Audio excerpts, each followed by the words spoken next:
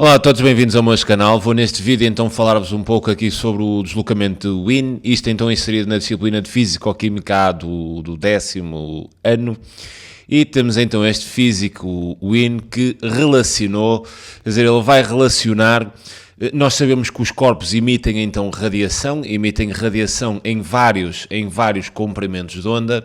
Quer dizer, aqui o WIN vai então estabelecer uma relação entre a temperatura e o comprimento de onda máximo. Quer dizer, aquele comprimento de onda que nos dá a intensidade máxima da radiação para uma determinada temperatura.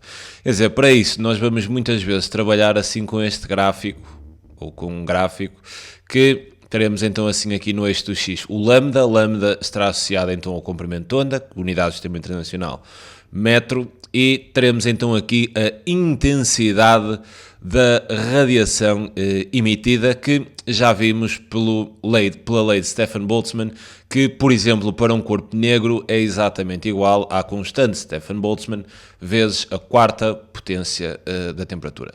Experimentalmente, podemos perceber então que este gráfico há de descrever assim uma curva mais ou menos deste género.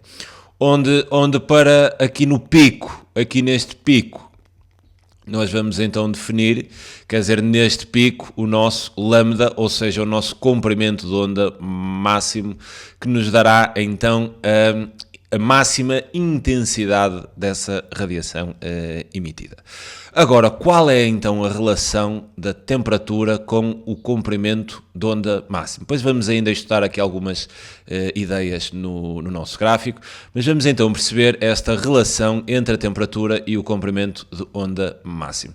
Quer dizer, nós sabemos pela lei de Stefan Boltzmann que o aumento da temperatura, né, conduz ao aumento da intensidade da radiação, logo, quer dizer, irá conduzir a um aumento da energia. Sabemos também que a energia é diretamente proporcional, né? Temos aquela fórmula com o constante Planck e a frequência. Sabemos que a energia é diretamente proporcional à frequência, ou seja, se aumentamos a energia, obviamente iremos aumentar a frequência. Se pegarmos aqui nesta forma e trabalharmos aqui a frequência, abordando, por exemplo, a velocidade de propagação da onda, que é simplesmente igual ao quociente entre o comprimento de onda e o período, e se atendermos à ideia de que o período é exatamente o inverso da frequência, reparem que aqui nesta igualdade nós podemos então dizer que a velocidade é exatamente igual ao comprimento de onda, em vez de, o inverso do período é a frequência, vezes a frequência. Resolvendo aqui esta igualdade em função da frequência, nós temos então que a frequência será exatamente igual à velocidade da onda a dividir pelo comprimento de onda. Ou seja, onde é que eu quero chegar com isto? Eu, nesta ideia, verifico que a frequência é inversamente proporcional ao comprimento de onda. Ou seja, aqui com o aumento da frequência irá então diminuir o comprimento de onda. A relação que aqui me interessa é exatamente a relação entre o aumento ou o decréscimo da temperatura e o comprimento de onda. Como podemos então verificar aqui por esta relação, quer dizer, a temperatura e o comprimento de onda são inversamente proporcionais. Okay? O aumento da temperatura conduz então ao decréscimo do comprimento de onda, ou o decréscimo da comprimento de onda conduz ao aumento da temperatura, o aumento do comprimento de onda conduz a uma diminuição da temperatura, um aumento do comprimento de onda, quer dizer, são grandezas inversamente proporcionais. E então o WIN estabeleceu uma relação entre estas duas grandezas, visto serem então inversamente proporcionais. Podemos então aqui falar que o comprimento de onda máximo, né, lambda max, é exatamente igual ao quociente entre B, que é a constante do WIN, e a nossa temperatura. Quer dizer, esta constante aqui do WIN, esta constante do WIN é exatamente igual, vou colocar aqui constante de WIN, e é exatamente igual a 2,9 8, peço desculpa, 898 vezes 10 elevado então a menos 3 metro Kelvin.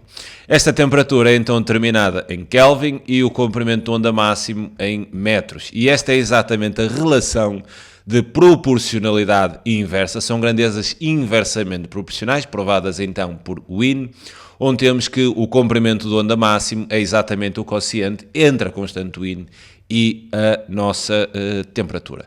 Claro que esta igualdade também poderemos gerar uma igualdade equivalente, ou seja, dizermos então que a temperatura será igual à constante Wien a dividir pelo comprimento de onda máximo. Quer dizer, são igualdades equivalentes. Questões que vos costumam colocar, por exemplo, nisto. Se duplicarmos o comprimento de onda, o que é que acontece à temperatura?